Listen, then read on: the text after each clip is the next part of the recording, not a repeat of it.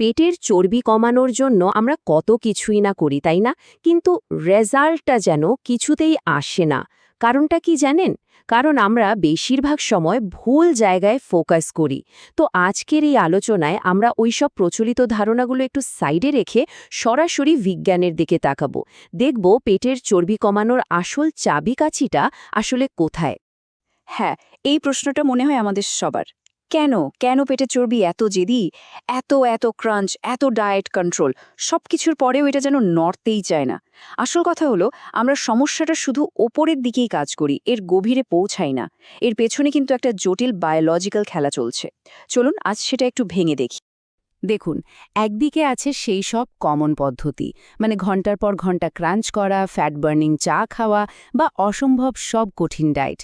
আর অন্যদিকে আছে সায়েন্স, মানে বৈজ্ঞানিক বাস্তবতা, যা কিন্তু একদম অন্য একটা গল্প বলছে। খেলাটা আসলে শুধু ক্যালোরি পোড়ানো নিয়ে না, আসল খেলাটা হলো শরীরের ভেতরের সিগন্যাল সিস্টেম, মানে হরমোনকে কন্ট্রোল করা নিয়ে। আর সেটাই কিভাবে স্মার্ট ওয়ার্কআউটের মাধ্যমে করা যায়, আমরা সেটাই দেখব। তো পেটের চর্বির পেছনে যে আসল চালিকা শক্তিটা কাজ করে, সেটা কিন্তু আমরা খালি চোখে দেখতে পাই না, আর সেটা হলো হরমোন। হ্যাঁ, ব্যাপারটা শুধু কত ক্যালোরি খাচ্ছি আর কত পোড়াচ্ছি এই সহজ হিসাবের থেকে অনেক অনেক বেশি জটিল। আমাদের শরীরকে একটা সুপার স্মার্ট সিস্টেমের মতো ভাবুন তো। এটা কিন্তু চারপাশ থেকে সারাক্ষণ সিগন্যাল রিসিভ করছে। আমরা কি খাচ্ছি, কেমন ঘুমাচ্ছি, কি ধরনের ব্যায়াম করছি, এই সব কিছুই হলো এক একটা সিগন্যাল। আর এই সিগন্যালগুলোই হরমোনের মাধ্যমে শরীরকে বলে দেয়, এখন শক্তি ব্যবহার করো নাকি পেটে চর্বি হিসেবে জমিয়ে রাখো। তাহলে এই হরমোন জিনিসটা আসলে কি? খুব সহজ করে বললে, এরা হলো আমাদের শরীরের ভেতরের মেসেঞ্জার বা বার্তাবাহক।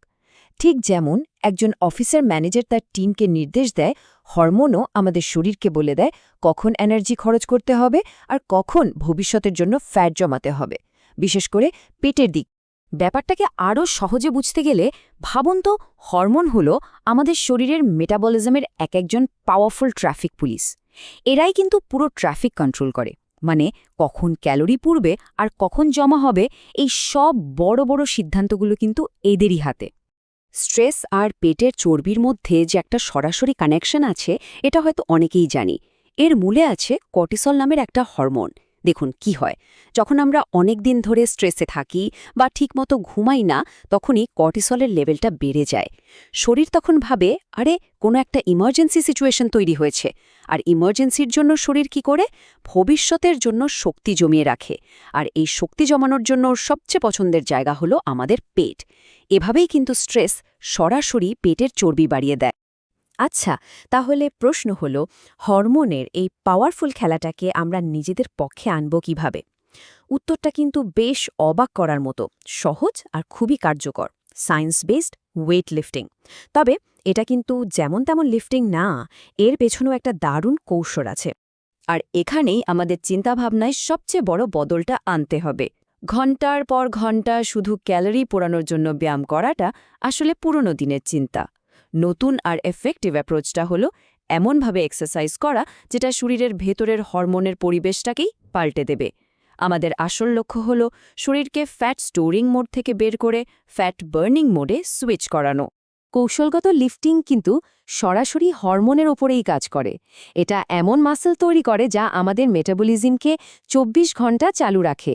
এটা ইনসুলিনকে আরও সেন্সিটিভ করে তোলে, ফলে শরীর চিনিকে এনার্জি হিসেবে ব্যবহার করে, ফ্যাট হিসেবে জমায় না। এমনকি এটা স্ট্রেস হরমোন কর্টিসলের লেভেল কমাতেও সাহায্য করে। দারুণ না ব্যাপারটা? এখানে দুটো প্রধান কৌশল খুব কাজে দেয়। এক, কম্পাউন্ড লিফট, যেমন ধরুন স্কোয়াট আর ডেড লিফট। এগুলো একসাথে অনেকগুলো বড় মাসল গ্রুপকে কাজে লাগায়, যা শরীরকে বাধ্য করে গ্রোথ হরমোনের মতো ফ্যাট বার্নিং হরমোন রিলিজ করতে। আর দুই, মেটাবলিক সার্কিট, যেমন ধরুন কেটেলবেল সুইং। এটা বেশ দ্রুত গতিতে করা হয়, যা মেটাবলিজমকে ঘন্টার পর ঘন্টা হাই লেভেলে রাখে। সুতরাং আসল লক্ষ্যটা কিন্তু শুধু নিজেকে ক্লান্ত করে ফেলা নয়। লক্ষ্য হলো এমন ব্যায়াম বেছে নেওয়া যা শরীরের ভেতরে একটা পাওয়ারফুল মেটাবলিক আর হরমোনাল ঝড় তৈরি করতে পারে। এই ভেতরের পরিবর্তনটাই পেটের চর্বি কমানোর আসল চাবিকাঠি। তাহলে এই সব তথ্যকে যদি আমরা এক জায়গায় আনি, তাহলে কি দাঁড়াচ্ছে? আমরা আসলে একটা সহজ, কিন্তু খুবই পাওয়ারফুল আর টেকসই সমাধানের দিকে এগোচ্ছি। এমন একটা উপায় যা শুধু কিছুদিনের জন্য ফল দেবে না, বরং লম্বা সময় ধরে কাজ করবে। 4 থেকে 16 ঘন্টা। ভাবছেন এই সংখ্যাটার মানে কি? এটা কোনো ডায়েটের সময় না, এটা হলো আপনার স্মার্ট ওয়ার্কআউটের আসল পুরস্কার। এটাই হলো সেই বিখ্যাত আফটারবার্ন এফেক্ট। এর মানে হলো আপনার ব্যায়াম সেশন শেষ হয়ে যাওয়ার পরেও আপনার শরীর কিন্তু বাড়তি ক্যালোরি পোড়াতেই থাকে। আপনার মেটাবলিজম প্রায় 4 থেকে 16 ঘন্টা পর্যন্ত হাই থাকতে পারে। মানে আপনি যখন রেস্ট নিচ্ছেন তখনও আপনার শরীর ফ্যাট বার্ন করছে। শেষ করার আগে চলুন পুরো ব্যাপারটাকে একটু অন্য অ্যাঙ্গেল থেকে ভাবি।